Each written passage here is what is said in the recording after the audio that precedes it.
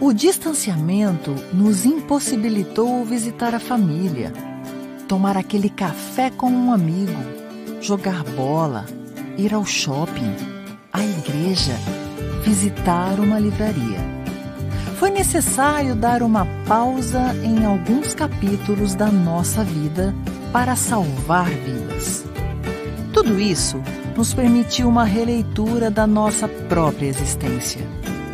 Cada pessoa deu um título diferente para a mesma história. E todas as histórias se reuniram em um único livro.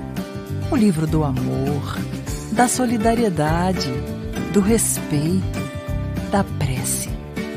Você nunca esteve longe. Paulinas, sempre perto de você.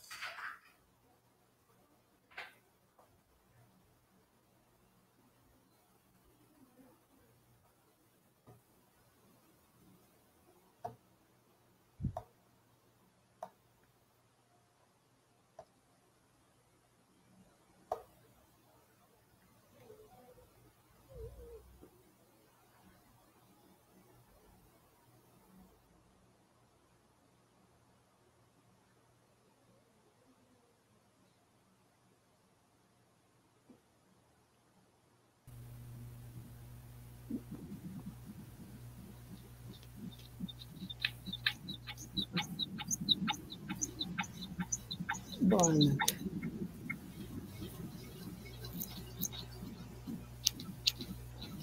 Irmã Renata, a gente está sem o seu som. Ah, desculpa, é verdade. Vamos iniciar, né? Olá, boas-vindas. A gente não ouviu nada até agora, tá? Boas-vindas a você, amigo e amiga. Graça e paz. Que bom estarmos juntos mais uma vez na nossa live Paulinas, Livraria Rio de Janeiro, Madureira e Niterói. O objetivo desta live é contribuir com a formação pastoral e cultural de todas as pessoas de boa vontade. Por isso que nós, irmãs Paulinas, desejamos e convidamos você para participar conosco dessa live, Catequese e Educação. Sabemos que a campanha da fraternidade tem como objetivo, né, promover o diálogo sobre a realidade educativa no Brasil à luz da fé cristã. E esse ano a campanha nos chama ao tema Fraternidade e Educação com o lema Fala com sabedoria e ensina com amor. Eu sou irmã Renata Pereira e a gente vai mediar esse nossa roda de diálogo com os nossos assessores e convidados. Queremos também agradecer a todos vocês que estão em sintonia conosco nessa noite para mergulhar nesse tema, catequese e educação. A nossa live é de 1h40, sendo que os nossos convidados terão 25 minutos para expor o conteúdo do tema. Depois vamos abrir um espaço para as perguntas e questões e também comentários que você que está aí em sintonia conosco deseja fazer. E agora nós vamos dar as boas-vindas aos nossos convidados. E eu inicio com o convidado, o professor e autor nosso, o professor Amaro França, que é especialista em gestão e educacional, com experiência nos diferentes níveis de ensino de educação básica e superior, é diretor executivo do Colégio Sagrado Coração de Maria, Sacré-Cœur de Marie, em Copacabana, no Rio de Janeiro. É diretor executivo da França Consultoria Educacional, escritor, articulista em revista de educação e realiza palestras sobre prática de gestão, formação de professores e liderança educacional. Então, boas-vindas, professor Amaro França. Querida irmã Renata, muito obrigado pela acolhida, boa noite. Querida irmã Lúcia Imaculada, e agora tenho também a honra de conhecer a jornalista e escritora com multifacetas, tantas atividades. Escritora ainda não. A querida Rosângela Comunale, a você que nos acompanha através do canal do YouTube e também do Facebook, a nossa saudação, e a todas as irmãs paulinas, meu carinhoso abraço. Que bom poder viver essa noite. Hoje eu sou bendito entre as mulheres, né, irmã? Então, é verdade, professor. Partilhar aqui um pouco da nossa fé, do nosso conhecimento, nessa soma de energia boa e de pensamento. Muito obrigado. Que bom. Também queremos dar as boas-vindas à irmã Lúcia Imaculada. Ela é religiosa da Congregação de Nossa Senhora de Belém, é membro da Comissão Arquidiocesana da Iniciação à Vida Cristã da Sociedade Brasileira de Catequese. Ela é assistente social, pedagoga, especialista em educação. Seja muito bem-vinda, irmã Lúcia.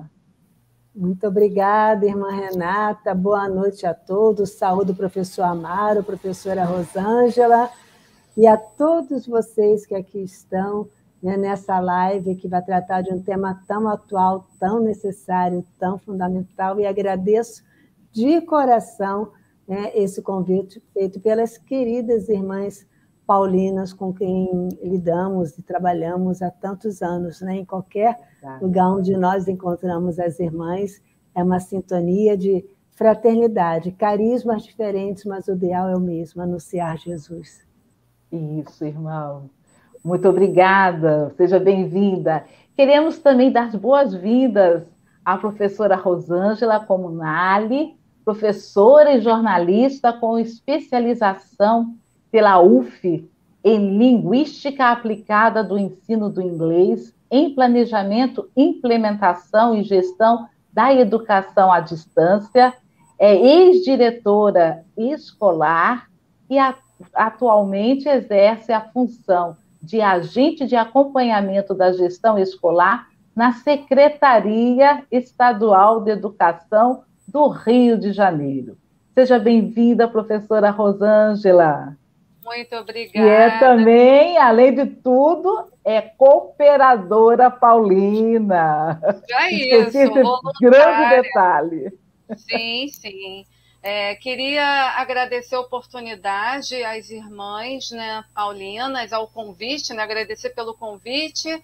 Queria saudar a irmã Renata, a irmã Lúcia, o meu colega, vou falar assim, que é um colega mesmo, né, de área, o Amaro, e queria dar boa noite a todo mundo que está assistindo essa live e espero que enriqueça um pouco, né, a experiência de cada um, a vivência, né, que a nossa vivência possa ser um plus aí na experiência de cada um que esteja assistindo, né, que a gente está aqui nesse mundo é para fazer a diferença, né, espero que essa live faça a diferença na vida de todos e de nós mesmos, né.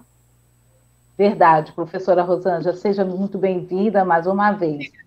E nós vamos iniciar a nossa live nesse diálogo com esses nossos convidados, especialistas em educação e também em catequese, porque a nossa live é catequese e educação. Vem de encontro ao tema da campanha da fraternidade. Você que está aí sintonizado conosco e deseja mergulhar e conhecer mais sobre a campanha da fraternidade, é o momento. Esse é o momento de você mergulhar nessa reflexão que nós vamos ter hoje à noite. E nós vamos iniciar agora com o professor Amaro França, que já é o nosso conhecido, que trabalha muito tempo com a educação, está contribuindo muito conosco e lançou ano passado esse livro, né, professor? Educação em Pauta, fomentando novos olhares. É um livro que também vai ajudar muito a todos nós em refletir mais e mais o tema da campanha da fraternidade. E eu já começo, professor, fazendo uma pergunta, né? O senhor faz o seu comentar, né, um pouco sobre o seu livro, né, falar sobre essa experiência do livro e também esses novos olhares, né? O senhor que trabalha com a educação, quais são esses novos olhares? Dê um aperitivo para nós sobre esses novos olhares da educação. Inicialmente, eu quero, mais uma vez, reiterar o agradecimento por esse espaço fantástico. Quando a gente comunga de ideias com pessoas tão ricas em seus fazeres e sua experiência, a gente só tem a ganhar, como bem assim colocou a Rosângela. Então, é nessa dimensão que eu pego a referência de como foi construído este livro. É meu 8º trabalho, e pelas Paulinas, a primeira produção, mas considero que sempre, citando o próprio colega, o Luiz Schettino, o livro é feito em várias mãos. Então, ele é um livro que foi gerado a partir de experiências de amizade e de pessoas que têm uma comunhão de ideais. A gente estava sempre palestrando nos diversos congressos da vida e fomos pensando um pouco o que cada um concebia enquanto educador, enquanto palestrante, e a partir daí surge a ideia do Educação em Pauta. É um livro permeado, de fato, por experiência de vida, mas com aporte muito teórico de um pensamento humanista da educação, de trazer, de fato, um novo enfoque a partir da realidade das escolas e, principalmente, da pessoa do professor, tantas vezes desconsiderado, não só por falta de um reconhecimento maior no sentido de políticas públicas ou de um reconhecimento financeiro, mas esse resgate da dimensão da pessoa do professor no seu autoconhecimento, na sua autovalorização e no reconhecimento também social que cada um deve prospectar. E, nesse sentido, já tem uma dinâmica de um novo olhar, um olhar de empoderamento, um olhar que nos dá a condição de apontar para novos horizontes. Para a senhora ter ideia, irmã, quando a gente enfrenta a realidade da pandemia, a gente tem dados assim que são muito alarmantes, e nesse sentido o livro também nos aponta questionamentos que vai muito em sintonia com a campanha da fraternidade. Nós temos a realidade da América Latina, segundo o relatório da ONU publicado ainda em 2020, depois publicado também aqui no Brasil por um grupo chamado GETRAD, um grupo que trabalha a questão de políticas educacionais lá da Universidade Federal de Minas Gerais, aponta que dos 20 países mais desiguais do mundo, 7 estão na América Latina.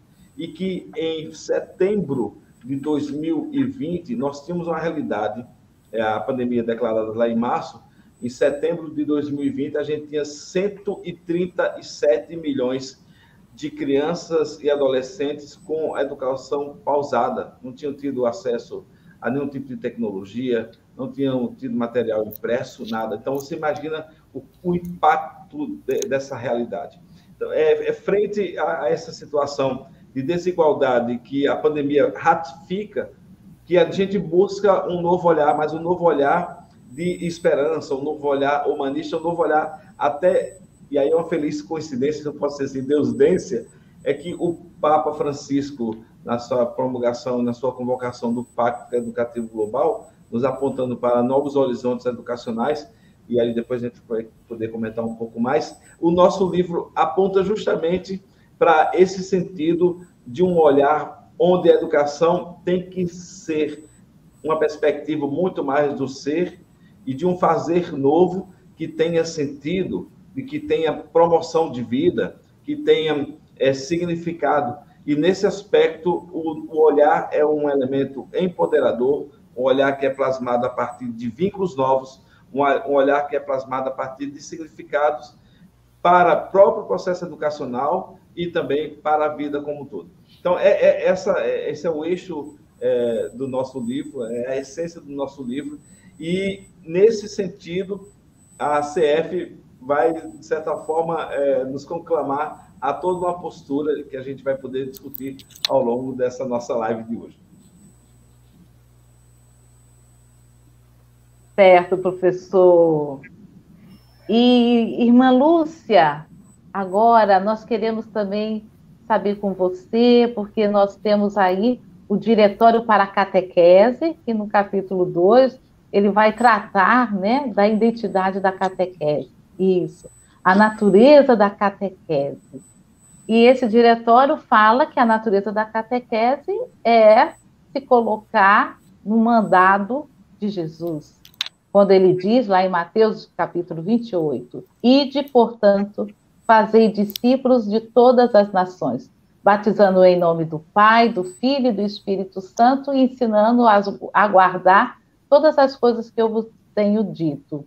Eis que estou convosco todos os dias, até a consumação do século. Então, a catequese, ela é acompanhar, ela é educar e ressoar continuamente o anúncio da Páscoa do Senhor no coração das pessoas. Então, irmã, comente para nós, a campanha da fraternidade pode contribuir com a catequese nesse aspecto do anúncio do querigma? Então, irmã, a campanha da fraternidade tem um tema muito feliz, não é a primeira vez que trata da questão da educação, é retomado, né? E para quem não conhece, esse é o texto base que vale a pena ser lido por todos, porque se fala em fraternidade e educação. E educação é justamente essa temática, né, do trazer para cima e que envolve a todos. Até o professor Amaro falava aí do Pacto Educativo Global do Papa Francisco, né, onde ele conclama todas as pessoas de boa vontade, independente de cultura, de religião, a buscar esse pacto para que a educação se torne não só afetiva, mas efetiva em todas as pessoas, né? Em todo mundo. E, justamente, o texto base, ele vai ser permeado das inspirações do Papa Francisco no Pacto Educativo Global. E ele vai apresentando, primeira coisa para cada um de nós cristãos, catequistas ou não, nós somos o quê? Discípulos da palavra. Todos nós. Porque é uma campanha para a igreja, discípulos da palavra. Nós precisamos, dentro daquela metodologia do ver, julgar e agir, mas o primeiro momento não é só o ver, é o escutar. Então, precisamos escutar. Então, o primeiro momento é uma escuta da realidade educacional do Brasil. É esse ver e escutar. Depois, o outro tema é o discernir. E nesse discernir é onde a gente vai encontrar em Jesus o nosso mestre e educador. E a partir desse discernir de Jesus, mestre e educador, qual é a nossa atitude de cristão? Independente da sua pastoral, independente da sua atividade profissional, eu tenho que ser o quê? Um discípulo missionário educador. Eu vou aprender com Jesus. E aí que entra a questão da educação cristã, onde se retoma a importância do ensino nas instituições católicas, e depois, no 3.4, é que entra o educar na fé. Então, a catequese, ela, por ser uma educação da fé de crianças, adolescentes, jovens e adultos, ela está plenamente inserida, motivada e provocada pelo tema da campanha da fraternidade. Educar para o diálogo, educar para o belo, o bom e o verdadeiro. E a última parte é o agir. Aí dentro do agir vem as proposições, que quando nós vamos lendo as proposições, a gente fica até assustado. Nossa, quanto trabalho! nós não vamos dar conta de fazer todo esse trabalho com as universidades, com os colégios, com os encarcerados, com a parte social, com a parte cultural. Sim, aqui são as proposições. Cada um vai lá e busca aquilo que é necessário ou possível na sua realidade. Se apresenta um grande leque, né, de propostas operacionais, de atuação, mas cada um, então, quem é catequista vai trabalhar de um jeito, quem trabalha numa escola católica vai procurar aquele trabalho, quem trabalha na escola pública, como nós, Irmãs de Belém, eu me sinto assim muito confortável nesse tema, porque o carisma da congregação é o da evangelização, da infância e juventude, especialmente nas escolas leigas.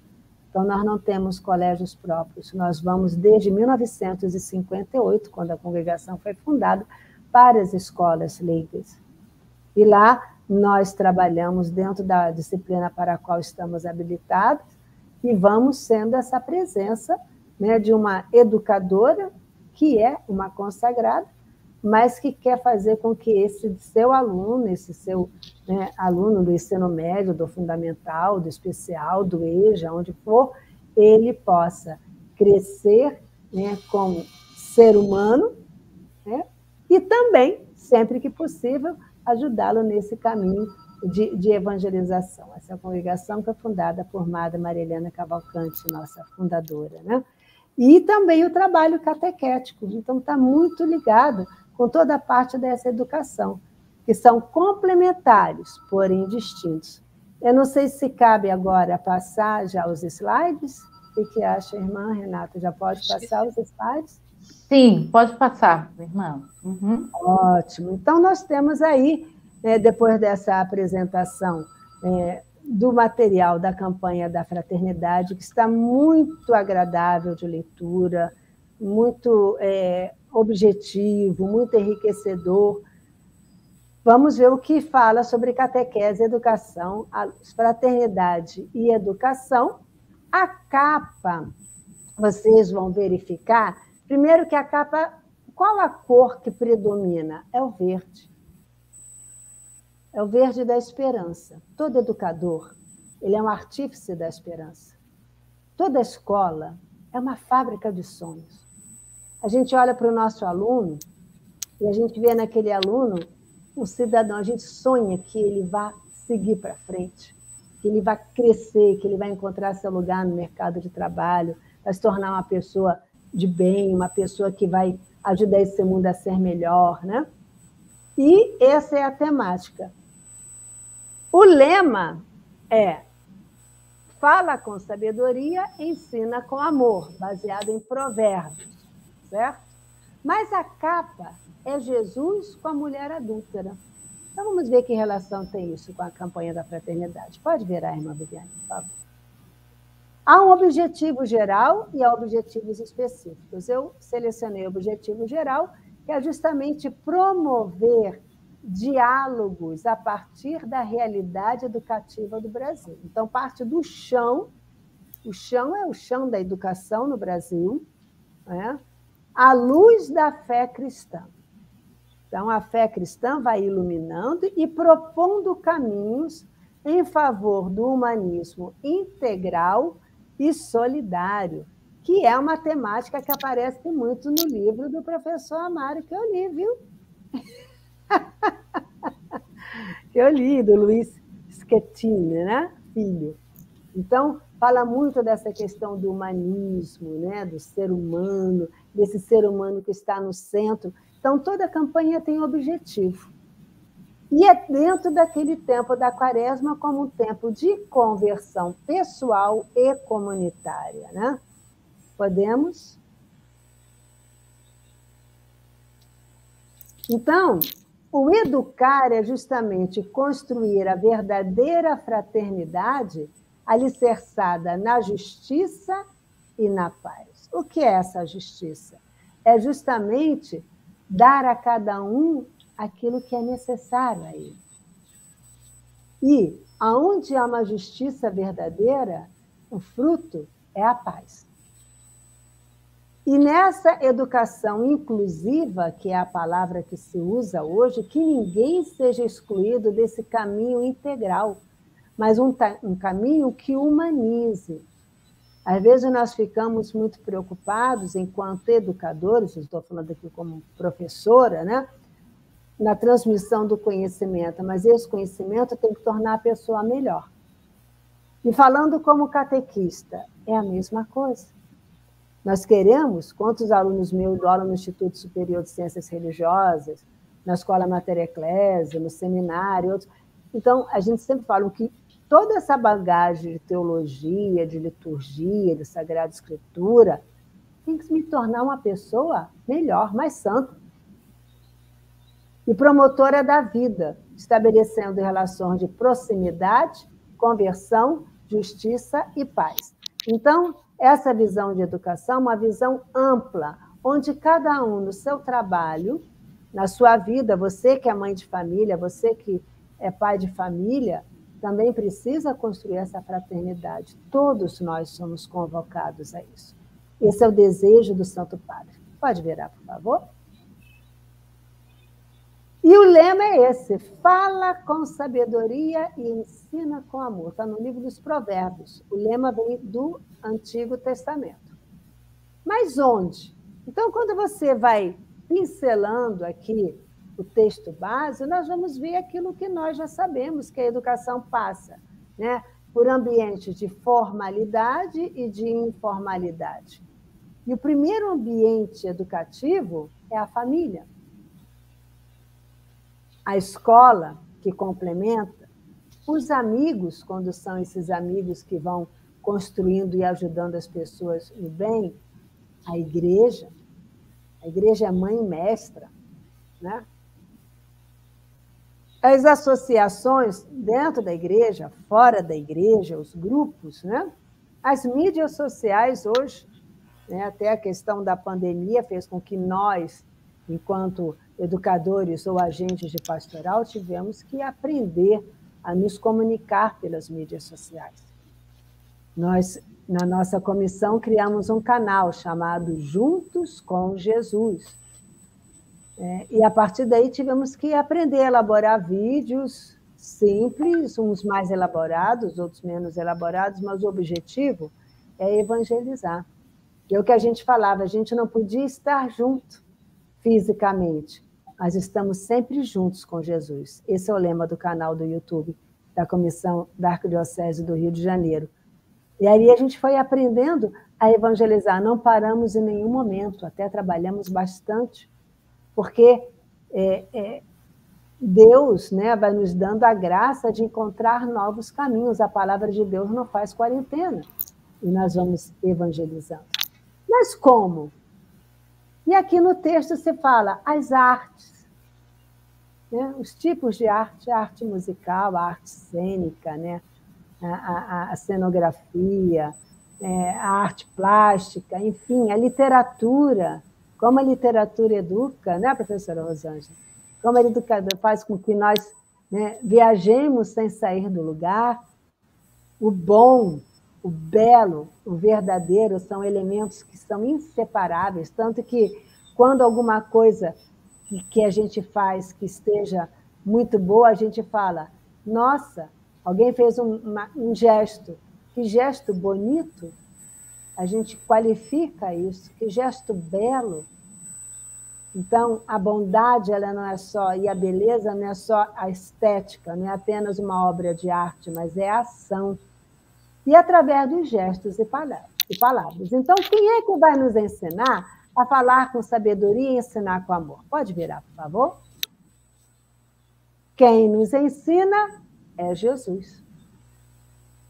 Então, o texto que ilumina o tema da campanha da fraternidade é o encontro de Jesus com a mulher adúltera, onde aqueles homens levaram esta mulher, e é interessante notar que levaram a mulher, mas não levaram um homem, e apresentaram esta mulher como adúltera, e perguntaram a Jesus se ela deveria ser apedrejada. E como Jesus, que é mestre, ele não fala, ele escreve no desenho. E dizem que esta postura de Jesus que se abaixa diante desta mulher, ele a protege. Se jogassem pedra nela, acertava nele primeiro. Ele a protege. Mas depois ele se levanta e, olhando para todos eles, fala: quem não tem pecado, atira a primeira pedra. Ele falou com sabedoria. E esses homens começam a sair. É interessante que o Evangelho fala que começa sendo pelos mais velhos até os mais novos, até não ficar ninguém. E Jesus novamente se abaixa e continua a escrever. Ninguém sabe o que ele escreveu naquela areia. Ninguém sabe o que ele escreveu naquele chão. Aí quando fica ele com a mulher, ele olha para a mulher, ele dá voz a esta mulher e fala: ninguém te condenou? Não, Senhor. E Jesus fala: nem eu te condeno.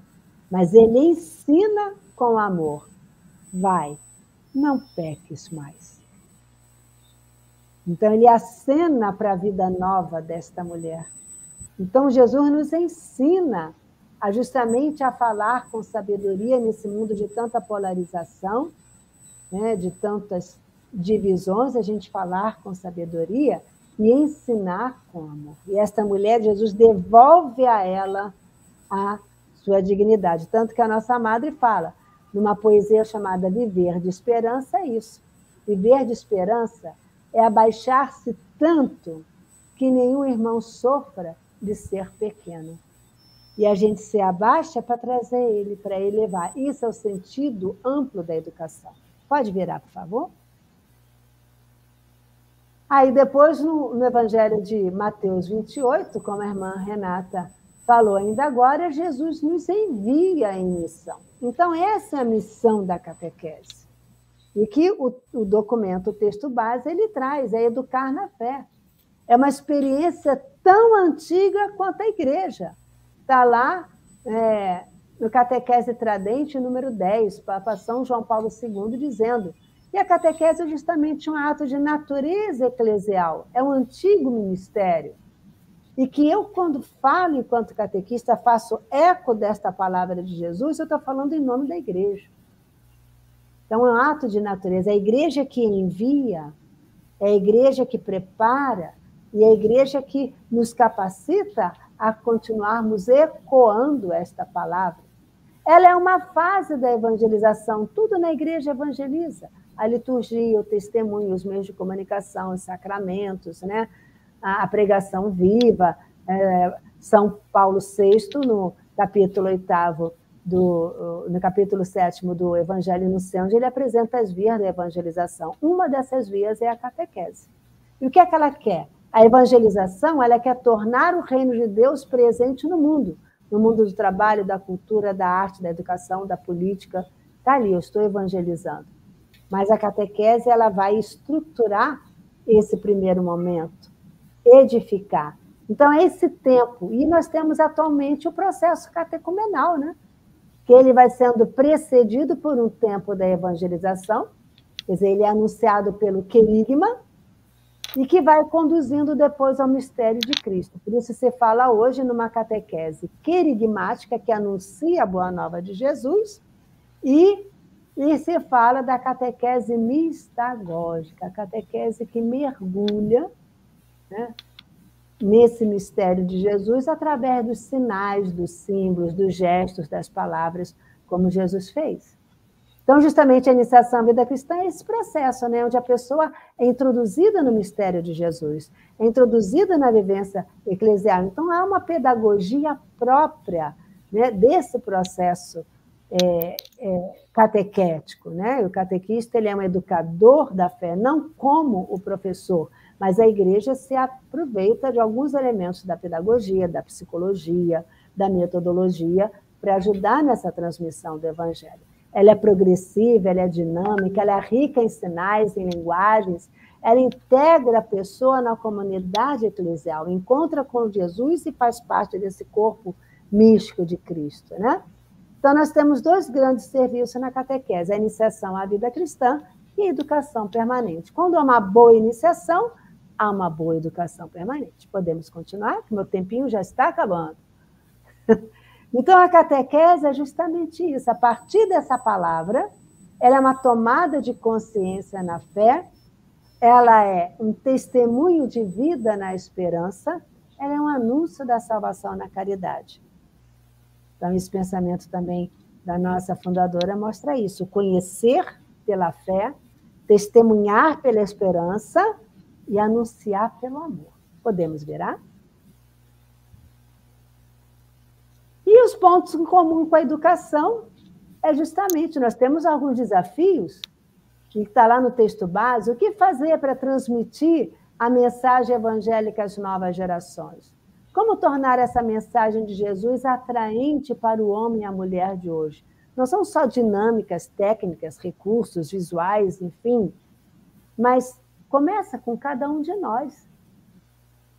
E o outro desafio nosso é chegar às famílias. O Diretório para a Catequese fala numa catequese na família, que seria o certo, o normal, catequese na família, catequese com a família, que é o que nós fazemos nas comunidades, porque quando você recebe um catequizando, você recebe uma família para evangelizar, e catequese da família, onde ela vai sendo evangelizada e precisamos evangelizá-la. E temos metas. Então, assim como a educação quer uma educação para todos, a igreja também, Jesus falou, ide pregar o evangelho a toda criatura. Todos. Onde houver um ser humano, precisa alguém anunciar o evangelho. A educação integral. A verdade só se revela inteira ao homem inteiro. Então, mente, sentimento, ação, complementar isso na nossa vida, essa educação integral, ela é fundamental. E o que é que o Papa pede no Pacto Educativo Global? Colocar a pessoa no centro do processo educativo. O que é que Jesus fez com a mulher adúltera? Ela estava no centro. E ele se aproximou dela. Ele olhou para ela. E ele dialogou com ela. Educar para o diálogo, como ele dialogou com Zaqueu, como ele dialogou com os apóstolos. Jesus nos ensina como ele dialogou com a mulher samaritana, como ele dialogou na cruz com o ladrão, com o crucificado. Educar para o belo, educar para o bom, educar para o verdadeiro são inseparáveis. Onde há verdade apresentada com amor, ela é bela e verdadeira. Podemos virar para concluir? E então, qual é a nossa grande certeza dos cristãos, dos catequistas, que nesse trabalho educativo não estamos sós? E eu termino a minha fala justamente com o Diretório para a Catequese, falando que Jesus Cristo, Alfa e Ômega, é a chave de toda a história. Ele acompanha cada pessoa para revelar o amor de Deus. Veja, Jesus é pedagogo. Não era essa a função do pedagogo, do paedagogo na Grécia Antiga? Acompanhar o educando e levá-lo ao mestre? Ele nos acompanha porque ele nos leva ao Pai. E ele nos deixou na manhã de Pentecostes, a mãe da igreja, que presidiu com a sua oração o início da evangelização sob a ação do Espírito Santo. E hoje, ela, Maria, continua a interceder para que as pessoas desse tempo presente possam encontrar a Cristo e, por meio da fé, serem salvas nele, recebendo a plenitude da vida de Deus. E aqui eu termino a minha apresentação, agradecendo essa oportunidade de partilhar, e fica o convite a vocês lerem aí o texto base da campanha, né? E aprofundar a riqueza que tem ali para todo mundo. Educação é a tarefa de todos. Olha, irmã, que bom, que panorâmica que você fez, e trazendo presente também o Diretório para a Catequese e o texto base da campanha da fraternidade. A Lisana Silva está aqui conosco também. Olha, irmã Lúcia fala com simplicidade, leveza e profundidade e amor. Olha, fazendo comentário para a irmã Lúcia. Que bom, é verdade, Lisana. E agora nós vamos para a nossa outra convidada, a Rosângela Comunali, e ela vai falar também um pouco dessa experiência na educação. Ela que é jornalista e professora e trabalha na Secretaria de Educação, Estadual da Educação. Fale para nós, professora Rosângela, como a educação hoje pode também ajudar a catequese nesses passos, e você, como vê a educação nesse momento pandêmico que nós vivenciamos até o momento? Mais uma vez, boa noite para todo mundo que está acompanhando a live e para quem chegou agora. Irmã, professor Amaro, eu acho esse tema da campanha da fraternidade bem realista para o que a gente está passando. Provoca uma reflexão que é bem pertinente. Falar com sabedoria, ensinar com amor, né? E o que eu tenho visto é que se fala com muita sabedoria. Eu trabalho atualmente, a minha atual função é visitar a escola, é acompanhar a gestão de cada escola da rede estadual. Eu tenho um bloco de escolas sob o meu acompanhamento e consequência eu acompanhar o trabalho do professor. Não tem como você falar em gestão escolar sem falar de sala de aula e professor atuando com os alunos na sala de aula. E indo para o contexto pandêmico, o que eu tenho percebido é que fazer valer contexto pandêmico e contexto econômico, que aí uma coisa é aquele efeito dominó, né? A pandemia, ela acabou provocando, né, exacerbando, né, desigualdade social, dificuldades econômicas diversas. E o que acontece é que, na realidade, do professor na sala de aula, ensinar com amor é algo assim bem desafiador, porque o professor tem sido motivos de muita luta. Ele tem sido muito massacrado, digamos assim, porque ele teve que se reinventar na pandemia. Muitos não sabiam usar redes sociais e usar as ferramentas tecnológicas, muitos não tinham computador, tiveram que se reinventar dentro de seus lares, e o que acontece é que com um salário que está, pelo menos eu falo aí da rede estadual, que está muito aquém do que deveria ocorrer, né, na realidade, e ensinar com amor, ele ensina por necessidade, muitos ensinam por necessidade, e nutrir o amor à causa da educação, eu tenho visto que é muito difícil da gente ver na realidade. Muitos ensinam porque tem que ensinar.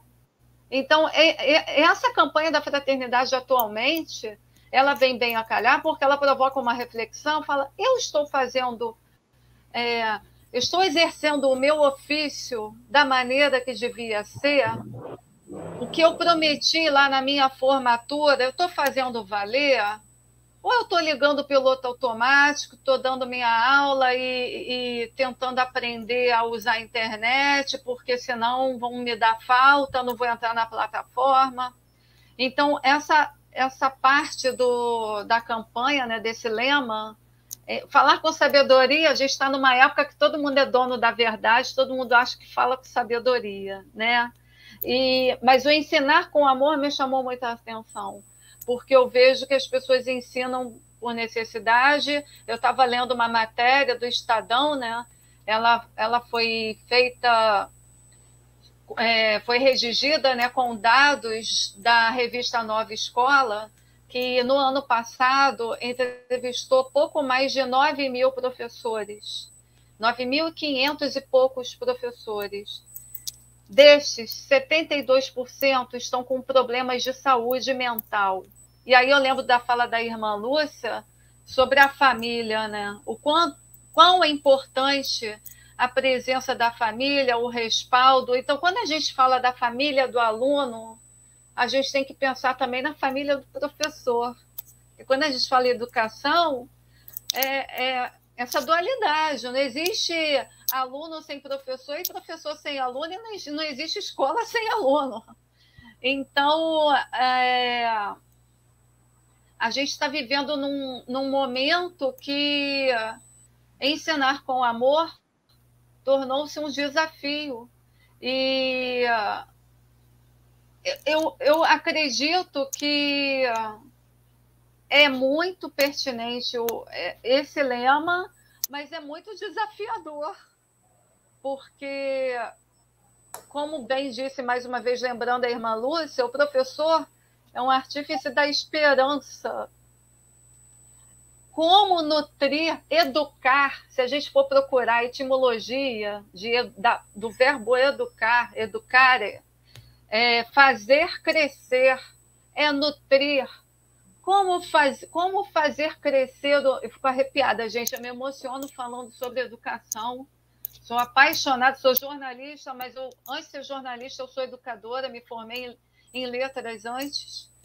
E como você vai nutrir alguém se você precisa ser nutrido também?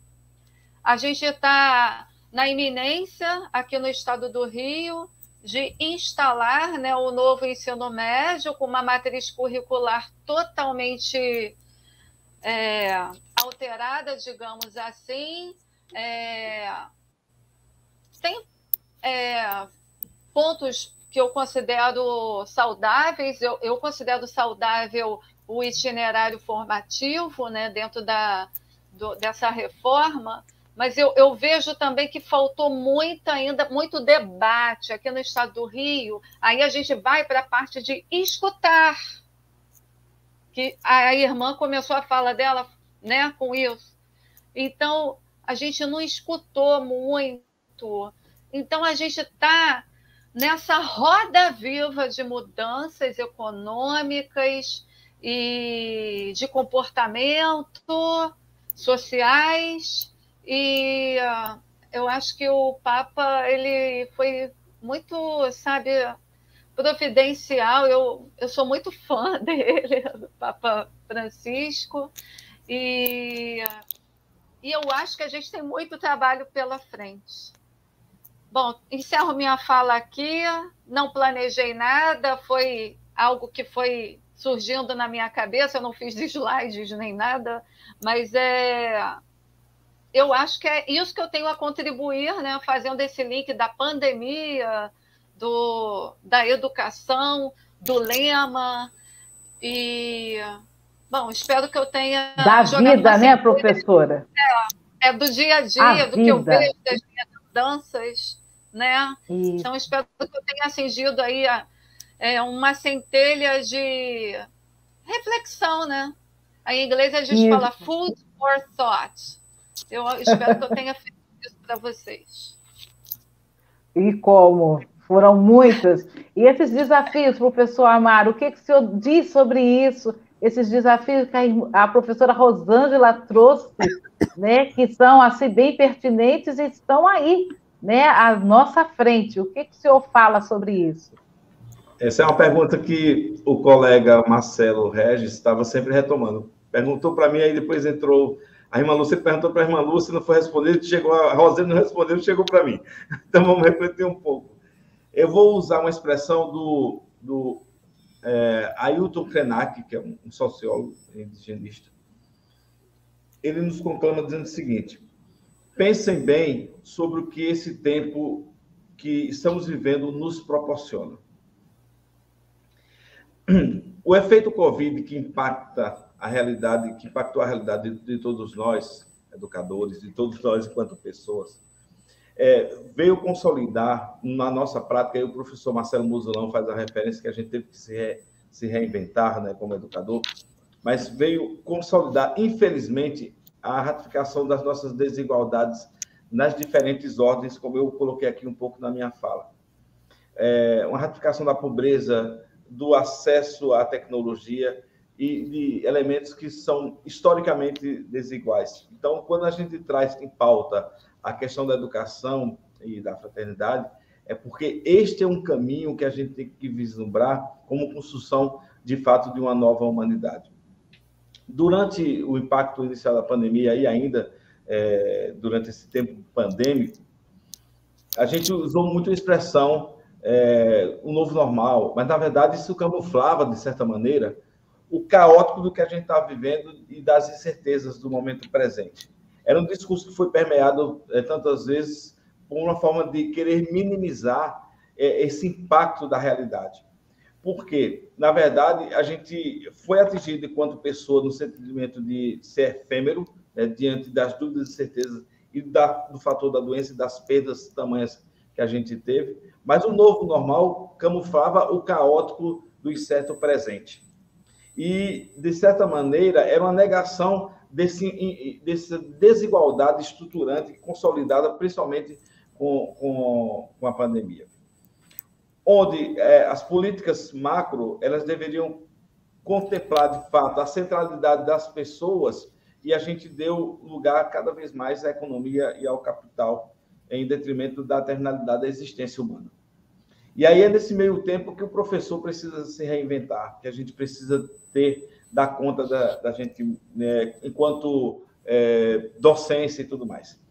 Há um pensador, que é o Hobsbawm, que ele diz assim: comportamentos de outras épocas podem corroborar para que a gente viva o presente.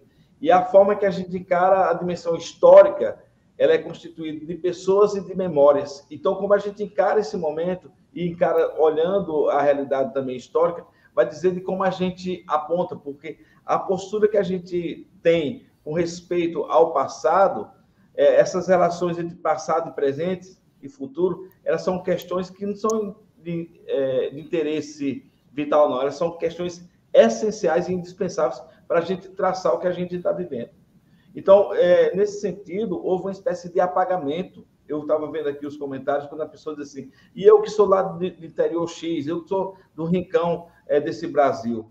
Então, esse fator foi providente, o que a CNBB traz para a gente pensar, de fato, a educação, porque é um caminho, ou talvez um dos caminhos, mas não só um, mas um dos caminhos que nos possibilite a alavancagem de estruturas e mudanças sociais, a curto, a médio e a longo prazo, principalmente. Eu vou trazer um dado da Unesco que levantava a realidade das necessidades básicas, por exemplo, dos cumprimentos dos protocolos para a gente poder voltar ao presencial. Ainda em 2020, a Unicef promulgou um relatório que dizia que 4 de 10 escolas da América Latina tinha necessidade de instalações básicas, como, por exemplo, para lavar as mãos. Não tinha essa estrutura básica. Daí a gente vê esse aspecto. Eu estou insistindo nisso porque, senão, o escutar que a irmã Lúcia nos conclamou tão bem e que está muito presente no texto base da campanha, esses elementos que eu estou trazendo de ordem macro de reflexão estão muito presentes lá. A gente tinha uma pesquisa que foi divulgada no finalzinho de meados de julho, né, de 2020, metade do ano de 2020, pesquisa do IBGE apontava, aquela pesquisa, o PNAD, né, Pesquisa Nacional de Amostra Domiciliar, apontava que no Brasil nós tínhamos uma realidade, naquele momento, se referindo a 2019, embora a pesquisa foi publicada em 2020, que 11 milhões de pessoas ainda com população analfabeta. Então, assim, é muito sério. Então, fazer educação, uma educação de qualidade, uma educação humanista, tem que ter esses elementos de contexto, dessa escuta mais aguçada, para poder apontar para um novo humanismo. Então, eu fiz a referência ao Pacto Educativo Global, né? O documento aponta 7 compromissos que a gente tem que como cristão católico, ou como humanidade, e aí a gente lembra do lema que o Papa traz da cultura africana, que para educar uma criança é necessário a aldeia toda, e a aldeia agora se dá em outros níveis de relações. A gente precisa estar aberto ao diálogo, a gente precisa ter uma união de esforços como bem frisou a minha colega Renata, e a irmã nos conclamando a exemplo de Jesus, para que a gente possa humanizar a educação. Então, quando o professor pergunta, e a senhora traz essa questão, como de fato anda a educação? Anda no caminho muito desafiador. Mas nós temos, em meio a tudo isso, que nos fortalecer com aquilo que nos impulsiona, que nos move. É, de fato, um desafio, é constante. Temos indicadores terríveis, principalmente aqui no Brasil, temos. Mas nós temos também, como nos motiva a campanha da fraternidade, de ter essa dimensão de escuta e de discernir à luz da palavra que nos faz ser cristãos, que nos impulsiona a seguir. Aí está uma dimensão que a irmã Lúcia trouxe com muita propriedade, quando coloca Jesus como grande mestre e educador, na sua pedagogia, que é uma pedagogia da escuta, uma pedagogia que conduz a um sentido do belo, do bom e da verdade, porque o grande fator que a gente está encarando nesse momento pandêmico, e daqui a pouco pós-pandêmico, Deus queira, é algo mais forte do que mesmo o vírus, que é o individualismo radical. Esse é um vírus mais difícil de vencer.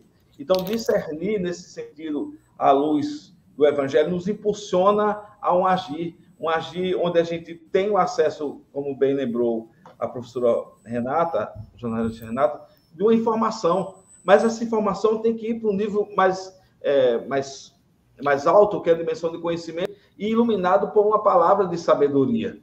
Então, quando a igreja nos proclama essa dimensão da sabedoria, é mais profunda, e dessa dimensão do ensinar com amor, que por mais que seja desafio, a gente consegue e pode fazer nas nossas práticas humanistas como docente a diferença. Jesus é, de fato, o grande inspirador, porque diante do método que ele sistematiza, encarnado na sua cultura, como a irmã Lúcia trouxe todos os elementos de referência, as suas práticas é uma prática que atrai multidão, porque ele falava a linguagem através das parábolas, por exemplo, que levava uma dimensão de autorreflexão, mas apontava um ressignificar. E há um fator importante nessa cena do Evangelho que ilustra o cartaz da campanha da fraternidade, e que a irmã Lúcia também nos referendou, é que naquele momento que, diante da mulher que é colocada para um julgamento, a atitude primeira do mestre foi escrever. E naqueles segundos ali, até o meu amigo Augusto relata um pouco isso num dos seus livros, é um momento que a gente desarma diante da situação para poder o novo acontecer. E essa reflexão, seja da cena da mulher adúltera, ou então daquela que vai da Samaria ao poço, e tem aquele diálogo fantástico, que eu considero uma das dimensões mais pedagógicas profundas do Evangelho, a gente entra na dimensão do discipulado. Esse é o objetivo da nossa prática como docente cristão, independente do caminho. Então, como a irmã nos trazia a reflexão de educar para o belo, o bom e o verdadeiro, essa é a força capaz de que a gente pode ser tocado e mover os corações para que a gente possa voltar a brilhar enquanto pessoa, enquanto humanidade, naquela dimensão evangélica de ser sal da terra e luz do mundo. O Papa Francisco é muito feliz, dentre tantas coisas que ele diz, mas ele resume o seguinte, que a missão da escola é desenvolver, de fato, o sentido do bem, do belo e do verdadeiro. Então, essa é a grande missão da escola. E o projeto final da campanha quer nos movimentar para uma dimensão de humanização da educação. Esse é o caminho, e é um caminho que a gente tem que trilhar, é o caminho que é o caminho de Jesus atualizado, na minha análise como leigo, é o caminho que a gente tem que possibilitar novas perspectivas, sejam elas na dinâmica pedagógica, mas se a gente não trilhar uma educação que tem sentido, uma educação que humanize, um novo olhar, e é um pouco da conclamação que a gente faz no livro, na revisão de valores fundamentais, na revisão das nossas crenças, da nossa forma de consumir, na nossa forma de interrelações, nos nossos espaços, inclusive estéticos, na nossa cultura, no uso da tecnologia, isso tem que ser considerado como uma perspectiva de fato diferente, porque senão a gente vai se acabar com a humanidade. Eu vou dar só mais um dado, e aí vou fechando essa minha fala, irmã Renata.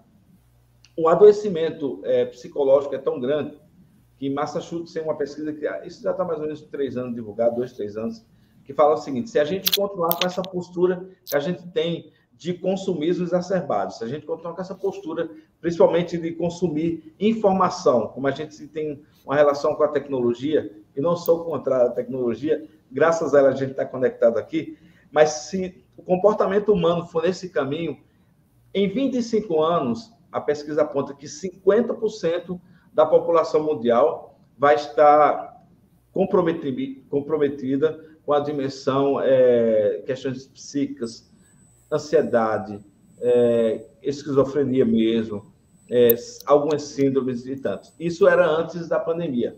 Com a pandemia, esse número, esse tempo, com certeza diminui, porque a gente tem hoje uma realidade de pessoas mais fragilizadas, uma realidade de alunos que estão cada vez mais carentes de uma dimensão. Por isso que ensinar com amor vai transcender a realidade de um conteúdo, vai transcender a realidade pedagógica e vai nos impulsionar num caminho de um verdadeiro papel da escola, que é um papel social, que é um papel de construção e um papel de humanização. Então, eu fecho minha fala dizendo que tanto a CF, na campanha da fraternidade, nesse esplendoroso texto base, eu digo aqui como professor, é espetacular o texto base da campanha. Se a gente, vocês podem estar perguntando assim, e as práticas? Lá no finalzinho, a partir da página 95 até a 103, 104, você tem aí todas as práticas possíveis. Mas o texto todo é de uma riqueza espetacular e eu fico muito feliz por tanto a mim quanto o professor, meu amigo Schettini, ter confluído nesse sentido para que a gente tenha um novo olhar sobre a educação e que, por uma feliz coincidência, casa com a CF. Então, esse é meu pensamento, né, minha sistematização, e que eu deixo também assim como luz para a gente poder refletir. As práticas na escola, de certa maneira, também tangenciando a catequese nas pastorais, na dimensão da educação da fé, nas diversas paróquias, em todos os lugares desse país. E, por fim, que a gente seja, nessa educação humanista, citando aqui o grande mestre Paulo Freire, o verdadeiro artesão da esperança. Que seja a esperança a nossa bandeira de humanização e de uma educação que transforma, que a gente ensina, que a gente fala com sabedoria e que a gente ensina com amor. É isso. Muito bem, professor Amaro, excelente contribuição. Agora também queria saber com a irmã Lúcia, como o professor Amaro disse muito bem, na questão e a professora Rosângela, de ensinar com amor. Esse é o grande desafio, irmã Lúcia. A professora Rosângela falava, e o professor Amaro também falou que o professor é esse artífice da esperança, como a senhora também reverendou. Mas quem pode dar esse tom, esse ser humano de verdade, irmã Lúcia?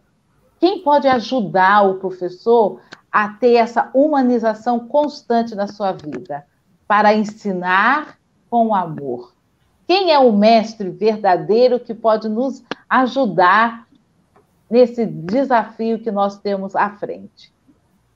Aí eu sugiro, como estamos falando aqui num canal, né, católico, que a gente leia a primeira epístola de São João. Deus é amor, e quem ama permanece em Deus. E quem diz que ama a Deus e não ama o seu irmão, ele é mentiroso. Depois, se nós somos cristãos, católicos, batizados, ao sermos batizados, foi infundida em nossa alma as virtudes teologais, fé, esperança e caridade. E se a gente vai lendo a vida de Jesus, vai ver que Jesus deixou o seu mandamento. Eu vos dou o meu novo mandamento. Amai-vos uns aos outros, como eu vos amei. Então, a partir dessa iluminação bíblica, da iluminação da graça, o que a gente tem que fazer é o dever de casa. É fácil? Não é fácil. Mas também a própria igreja está lá em Mateus 25, não é um amor teórico. Aliás, São João da Cruz já dizia assim, o amor, quanto mais alto, mais prático. E temos lá em Mateus 25, o juízo final. Onde é que está o amor? Eu tive fome, você me deu de comer. Eu tive sede, você me deu de beber. Eu estava nu, você me vestiu. Eu era peregrino e você me acolheu. Estava doente, estava na prisão, você foi me visitar. A sala de aula, né, para quem trabalha na sala de aula, para quem esteve na sala de aula, a gente muitas vezes dizia assim, na escola que eu era orientadora educacional, eu tenho hora para entrar na escola e eu sei como é que eu entro na escola, eu nunca sei como é que eu saio. Tem turma que você entra e fala, gente, hoje foi, né? Tem outros que a gente fala assim, o que é que eu estou fazendo aqui, meu Jesus Cristo? Ô, meu Senhor, me ajuda, né? E para muitos aqueles meninos que a gente olha, tem que cantar aquela música, né, da Eliana Ribeiro. Qual é a chave? Qual é o segredo que abre as portas do teu coração? Tem que aprender com Jesus. Estou em pé à porta e bato. A gente não violenta, a gente não invade, a gente bate. E a educação, até o professor Amaro fala muito no livro sobre a questão da paciência. Precisamos ter a paciência. A gente, às vezes, precisa se disciplinar, não é? Porque lembrar, às vezes, aquele nosso menino que a gente fala que não estuda, não faz o trabalho, não sei quem. Então, vamos buscar outras alternativas, vamos fazer na sala. Porque, às vezes, na sala não tem lugar para estudar, não tem casa, não tem clima, não tem ambiente, não tem mesa, não tem isso, não tem aquilo. Não é isso? E aí, eu também tenho, nesse tempo da pandemia, a gente tem falado muito isso, a gente reza muito pelos profissionais da saúde, continuamos rezando, estão sobrecarregados, mas agora, minha gente, junto a eles, rezem pelos professores, porque eles vão recolher os sobreviventes, e ele é um sobrevivente, que também está voltando para a escola enlutado, sacrificado, sofrido, doído, a direção da escola também, ninguém é super-homem. Eu acho que essa vivência do amor vai acontecer quando a gente for dando a mão um para cada um, olhando para o outro. Às vezes você está na sala de aula, está fazendo a chamada e tudo, e está aquele menino que você pergunta e ouve, o que é que houve que você está desaparecido? Nunca mais eu te vi, né? Nunca mais eu te vi, nunca mais... O que é que aconteceu? Às vezes a gente já vai dizendo, vai ficar reprovado, hein? Não entregou o trabalho. Mas você já ouviu o porquê? Tem uns que às vezes contam histórias sempre milaborantes, né? Sempre tem alguma coisa. Mas vamos avaliar. Eu acho que esse olhar e dizer assim, olha, eu confio em você. Eu não preciso agir com desconfiança. Acho que a gente que trabalha numa escola, num ambiente educativo, o primeiro voto que a gente tem que dar é de confiança, não de ingenuidade, mas de exercitar a confiança, de colocar esses limites, de apontar, de colocar esses objetivos claros. Isso tudo são gestos de amor, não são palavras. O sim e o não são palavras de amor, o corrigir, o disciplinar, o dar os limites, o ajudar, o ter a paciência com o tempo de cada um. Eu acho que são elementos que estão aí. E a nossa iluminação vem da Trindade. A Trindade é uma trindade de amor. E o projeto de Deus qual é? Trazer para esse mundo essa comunhão de amor. Então, mãos à obra para todos nós. Isso, irmã Lúcia, muito obrigada. Agora recebemos uma pergunta aqui da Leonor de Carvalho Marcelino. E ela diz, gostaria de saber se a escola pública, né, todas as escolas públicas estão alinhadas e abertas para as paróquias trabalhar o tema. Existe essa possibilidade? Quem gostaria de falar sobre isso? Professora Rosângela? Eu acho que essa pergunta cabe mais para a minha realidade, né? Olha, a gente sabe que o Estado é laico, né? Nós temos dentro da rede pública Aí eu digo da estadual, que é a minha realidade. Nós temos a disciplina de ensino religioso, que é optativa, porém, a gente está às voltas, como eu falei, né, anteriormente, com um novo ensino médio. Então, nas escolas que oferecem o novo ensino médio e as que têm matrizes curriculares diferenciadas, existem disciplinas, aí teria que ver na sua comunidade, Leonor, existem disciplinas que abrem essa margem para você trabalhar com um tema. Por exemplo, na minha antiga escola, que eu fui gestora, que é o Colégio Estadual Brasil-China, ela tem uma disciplina chamada Projetos de Vida e Cultura, que a gente apelidou, né, pelas iniciais, PVC. O Projeto de Vida e Cultura nada mais é do que a gente trabalhar a cidadania, as relações interpessoais, a relação do aluno com o mercado de trabalho, a sua autonomia enquanto estudante. Agora, a dica que eu dou, porque assim, não existe um parâmetro que abra as portas para se trabalhar o tema, mas existe o quê? A articulação do território da escola. Se for uma escola inserida no fazer da comunidade, que é o que toda escola deveria fazer, né?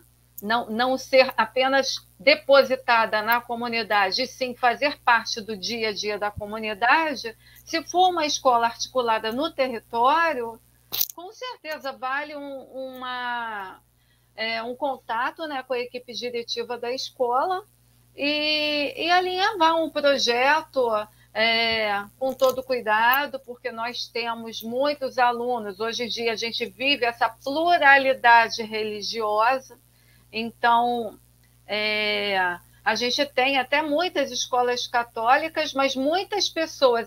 As nossas escolas, eu vou falar nossas, tá, Amaro? As nossas escolas, elas oferecem um ensino tão assim diferenciado e de ponta que pessoas de outras matrizes religiosas se matriculam. Então, na verdade, hoje em dia, não necessariamente... Aí, Amaro, você pode colaborar, talvez, com quantitativos. Muita gente se matricula em escola católica e não é católico.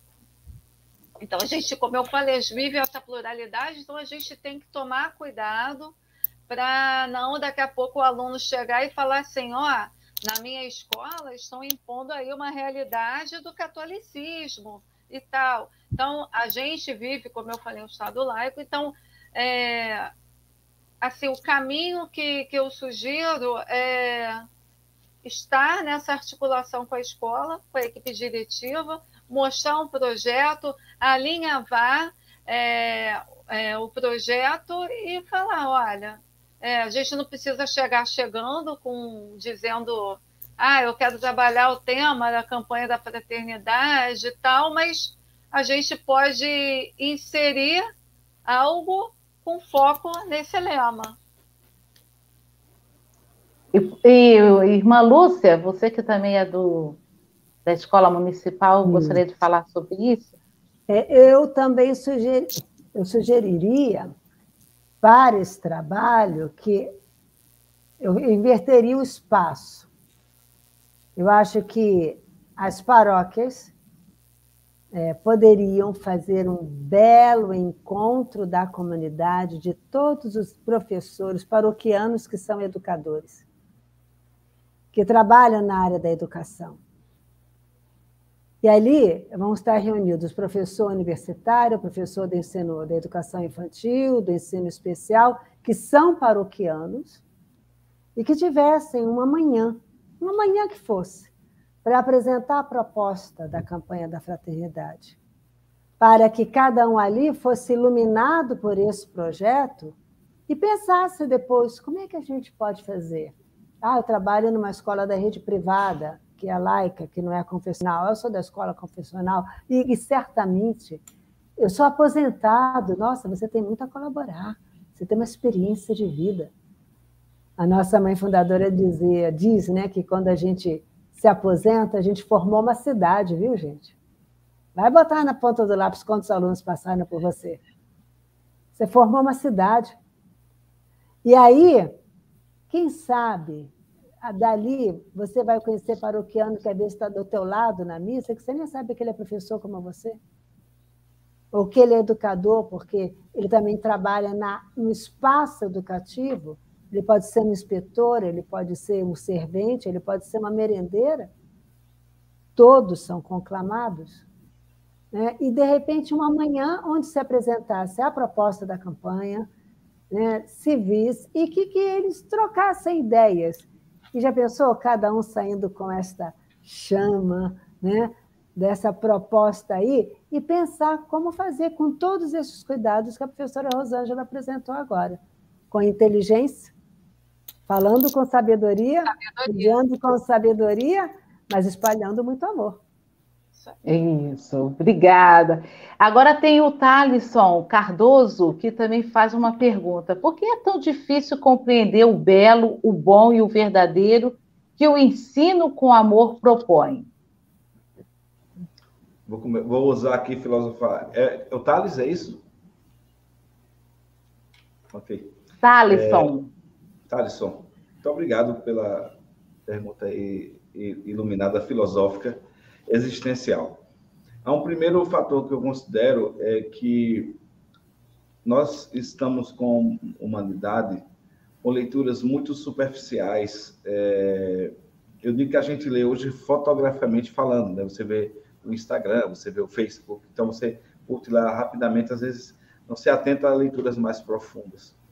E esse elemento, que é um elemento aristotélico, né, que é retomado agora com o Pacto Educativo Global, exige de nós, Thaleson, uma leitura primeira de autorreflexão, de um pensamento mais crítico, de um pensamento mais sistemático, de um pensamento que exige, de fato, uma reflexão.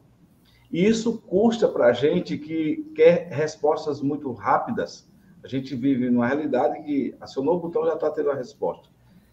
A gente, às vezes, contempla determinada pessoa e vê o sucesso dessa pessoa e a gente fica se alegrando e querendo imitar essa pessoa no sentido do que ele tem como resultado, mas esquece todo o processo que essa pessoa vivenciou.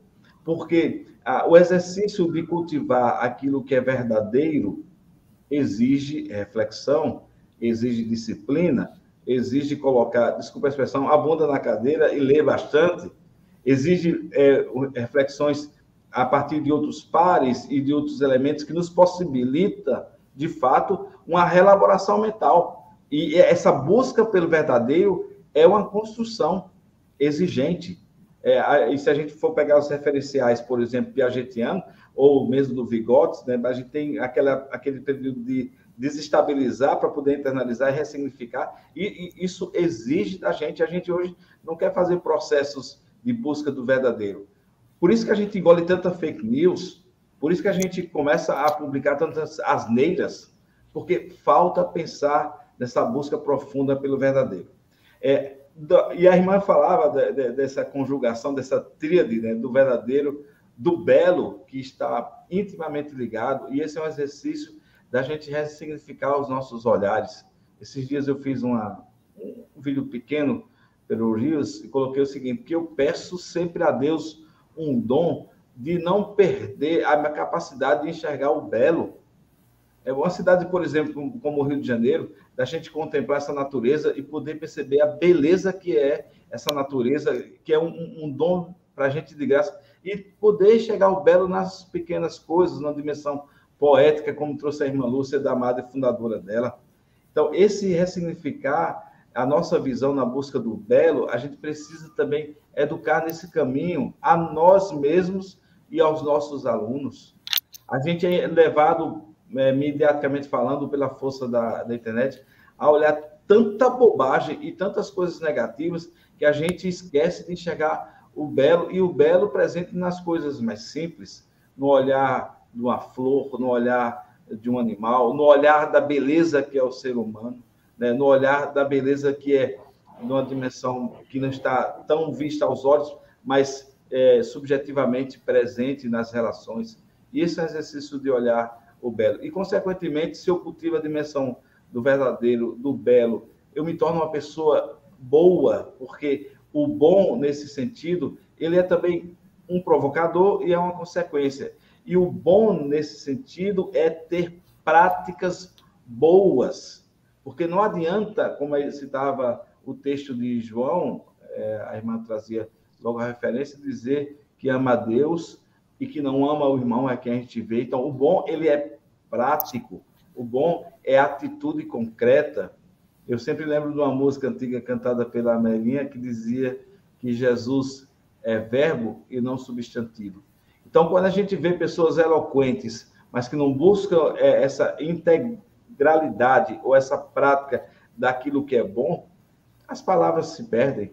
O próprio Papa Francisco dizia que o mundo está sedento muito mais de testemunho do que palavras.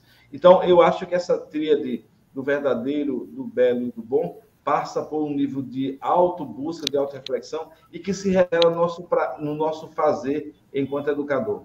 O professor Sérgio, lá pelo meio aqui, falou assim, a irmã Lúcia, tratando desses elementos do belo, bom e do verdadeiro, parece ser uma coisa fácil, né? Mas não é, ele dizia, há um trabalho de conversão. E aqui eu vou citar o meu amigo Padre Campos, lá de Natal, que ele tem um canto antigo, que a gente diz assim, que comunhão... Conhece, irmã Lúcia? Que comunhão e conversão na vida do cristão é missão de cada dia. Então, é uma missão de cada dia a gente buscar o verdadeiro, o belo, o bom. Muito obrigado pela pergunta, porque assim eu termino muito encantado por essa pergunta. E desculpe o alongamento, de alongar na reflexão. Isso, temos mais outras perguntas aqui. O Marcelo Reis, ele pergunta, a senhora acha que a educação hoje no Brasil está melhorando? O que vocês têm a dizer sobre isso? É uma pergunta complicada, né? Porque a gente falar que a educação está melhorando num tempo que estão exacerbadas as desigualdades sociais e num contexto de pandemia, a gente está tentando. Eu diria que nós estamos tentando melhorar.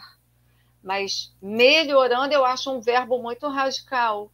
Mas, como disse a irmã Lúcia, nós, professores, somos artífices da esperança. Isso a gente não pode perder. A gente não pode perder. Então, eu só não falo melhorando porque a gente não pode falar. Estamos no caminho da mudança. E eu costumo dizer muito isso com os meus conhecidos, meus amigos, né? Muita gente tem medo de mudança, vocês já perceberam isso? Todo mundo, assim, a maior parte das pessoas, elas interpretam as mudanças como algo negativo. E eu, Rosângela, a cidadã Rosângela, sempre acha que mudança pode ser positiva. Então, eu nunca tive nunca tive medo de mudar, tanto na minha vida pessoal quanto na minha vida profissional. Eu acho que mudar é viver. A gente está em plena evolução. Então, nem sempre a mudança pode ser algo negativo. Então, eu tenho muito isso em mim. A partir do momento que a gente está tentando mudar, há uma perspectiva de melhoria. Então, eu tenho essa fé que a gente vai mudar. Mas dizer que a gente está melhorando agora, nesse atual momento, eu não posso ainda afirmar.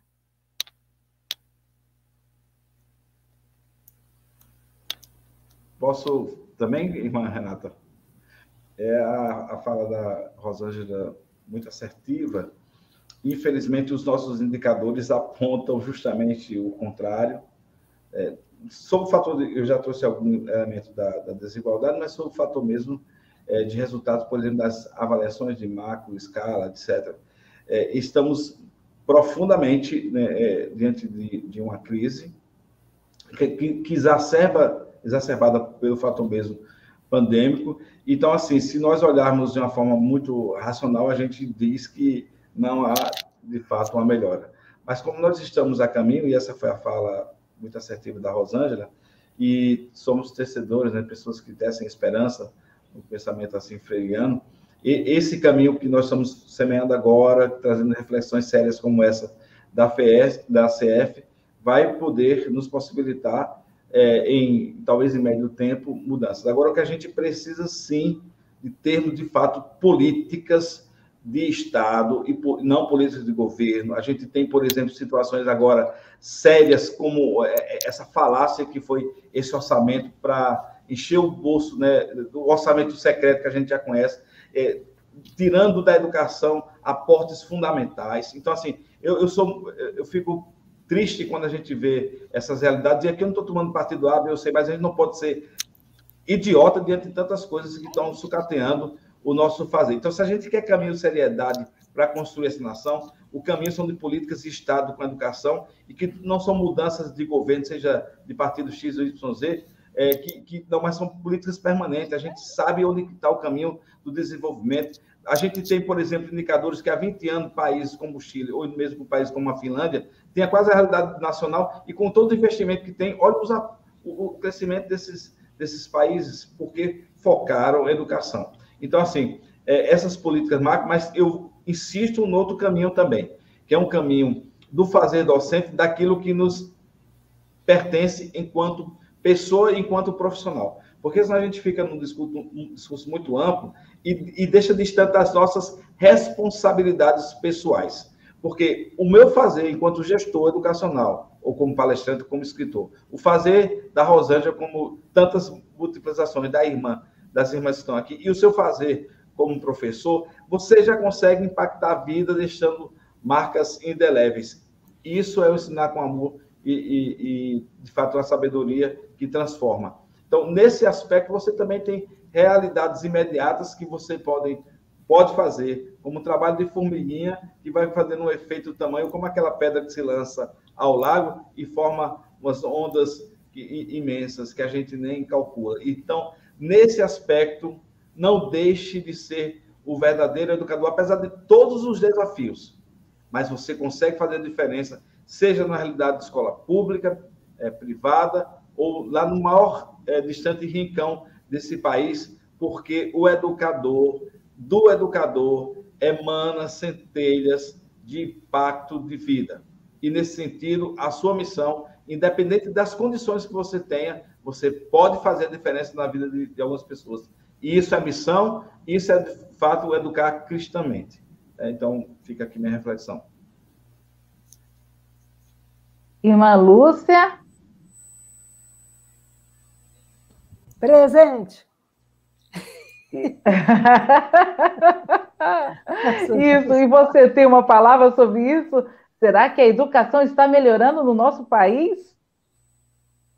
É sempre um recomeçar, viu?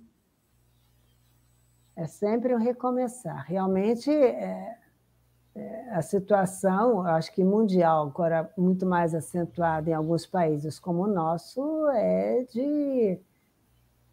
mais andando mais para trás, vamos ter que recuperar esse tempo perdido, que eu acho que não será recuperado, mas vamos aproveitar o tempo que temos e reconstruir. Eu quero abraçar aqui os professores que são heróicos, né? Que imagina você ter que trabalhar na sua casa, ensinar o híbrido, quantos pais falaram assim, meu Deus, eu não aguento como é que vocês aguentam 30, né? E ter que dividir, ter que ensinar, e acabou envolvendo a família, acabou conhecendo mais os pais, até no trabalho catequético aconteceu isso, né? Porque acabou que a gente entrou na casa das pessoas.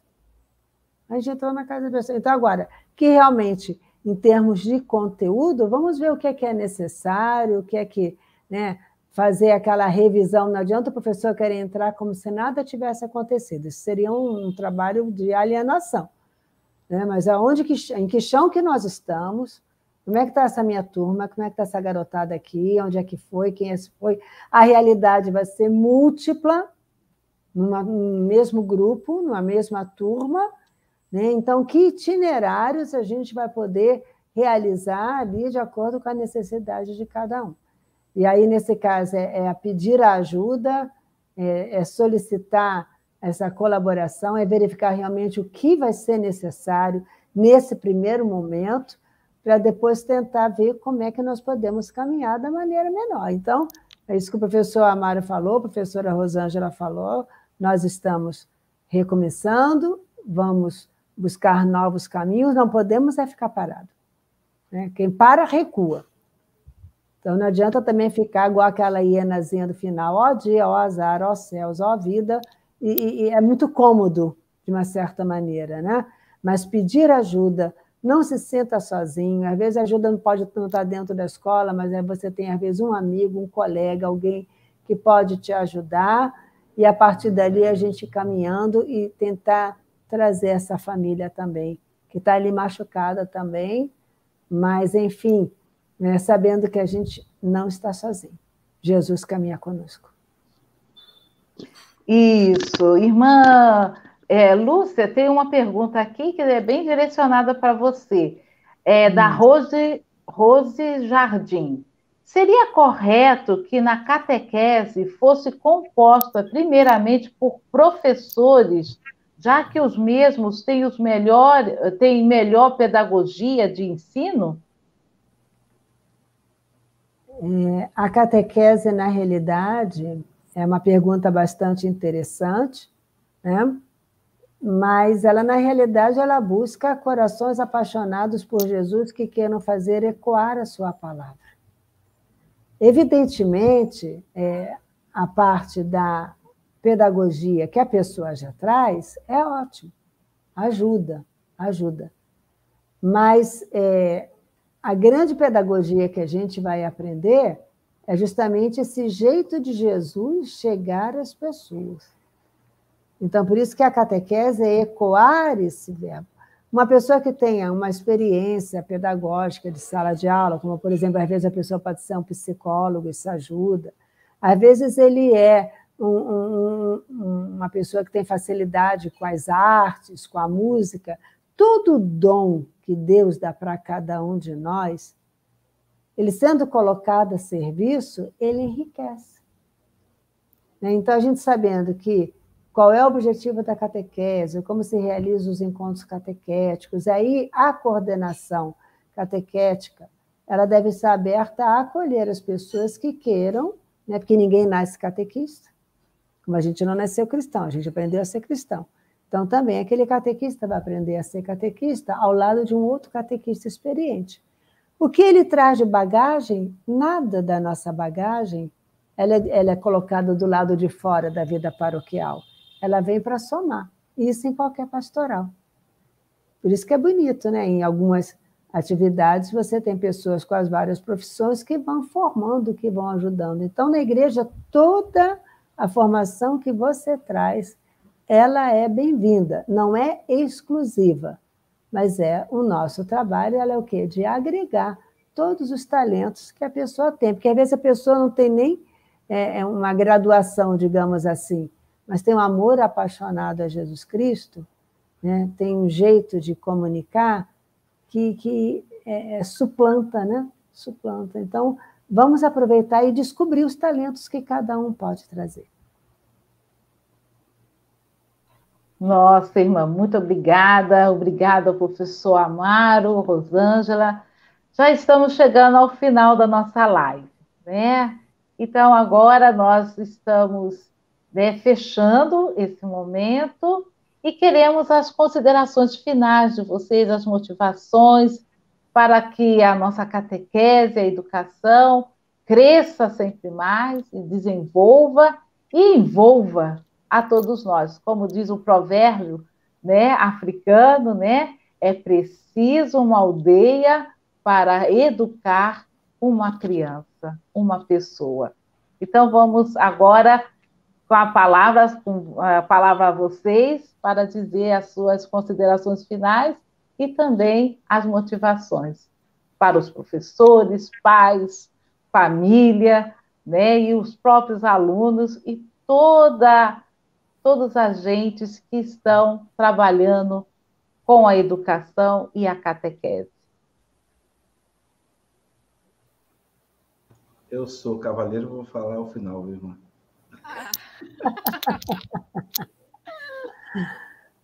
Então tá, eu vou começar. Queria agradecer, né, essa partilha, foi super enriquecedora para mim, foi encorajadora, porque eu estou às vésperas de iniciar um ano letivo, que vai ser na semana que vem. Semana que vem a gente vai ter uma semana de planejamento interno, docente, e no dia 7 de fevereiro, que a pandemia nos deixe respeitar esse cronograma, parênteses, a gente deve iniciar com alunos na escola, né, a partir do dia 7 de fevereiro. Então, a fala do professor Amaro foi providencial para mim, porque a gente vem falando tanto de desigualdade, tanto de melhoria que a gente pode implantar no nosso dia a dia, que se a gente ficar olhando para o lado, a gente desanima. E aí vem o professor Amaro falar que a gente tem que fazer o nosso trabalho de formiguinha, que, na verdade, é o que eu tento fazer no meu dia a dia sempre, porque eu amo a minha profissão, as minhas profissões, que eu as encaro como presentes de Deus na minha vida, tanto a área da comunicação como a área do magistério. E independente dessas adversidades que têm ocorrido, né, nos nossos tempos, eu volto sempre para Jesus e tento fazer do meu dia a dia, né, do sacrifício do meu dia a dia, um ato de amor, né? Um ato de amor ao próximo, um ato de amor a Jesus. E a irmã Lúcia até sugeriu a leitura da Epístola de São Paulo, não é isso? São João. E eu vou, daqui a pouco, correr para ela, vou ler, para me inspirar, né? Porque a gente vive tempos tão difíceis que, se a gente não tiver a fé muito viva na gente, a gente não segue, né? Então, eu queria agradecer, porque foi muito enriquecedor em termos de conteúdo, mas em termos de fé também. Obrigada a todos vocês, obrigada a todos que assistiram a essa live, abrilhantaram com esses questionamentos, essas perguntas, né, que fizeram sacudir a nossa mente e ver que a gente ainda está acompanhado de gente que gosta do que faz e que quer mudar para melhor. Então, obrigada a todo mundo. Boa noite. Eu também. Obrigada, professora Rosângela. Eu assino embaixo da fala da professora Rosângela, que a gente vê essa chama do entusiasmo na sua vida, no seu trabalho. A professora Amaro, muito prazer. Irmã Renata, né, e a todos, quero deixar um abraço aqui para a irmã Silvânia, que foi a ponte, né, para essa live. E, enfim, a todos vocês que estão assistindo, que estão participando desse momento. E já que eu comecei falando da esperança, vou terminar falando da esperança também. Então, mais um trechinho dessa poesia da nossa madre que fala viver de esperança, eu vou terminar com isso. Viver de esperança é plantar bem no presente e ter no semear a mesma alegria da colheita. Ai, que legal. Então, que cada dia nosso a gente semeie e já veja, mesmo que não veja o resultado, outro vai colher, mas a alegria vai junto. Amém. Obrigada. Irmã Renata, me permita um adendo? Sim. Nossa, me emocionei com a fala da irmã Lúcia. É um poema? É um poema chamado Viver de Esperança. É lindo. Quem escreveu? A nossa madre. Depois eu posso te mandar. Eu vou querer essas referências bibliográficas suas. Irmã Renata. É uma poesia linda. É uma poesia linda. Eu queria agradecer também pela ponte feita da Edições Paulinas de Niterói, né? A livraria, né? Paulinas de Niterói, que foi a equipe maravilhosa das Paulinas de Niterói que me oportunizou estar com vocês. Então, um obrigada a André, a Gilberto, a todo mundo da Paulinas de Niterói.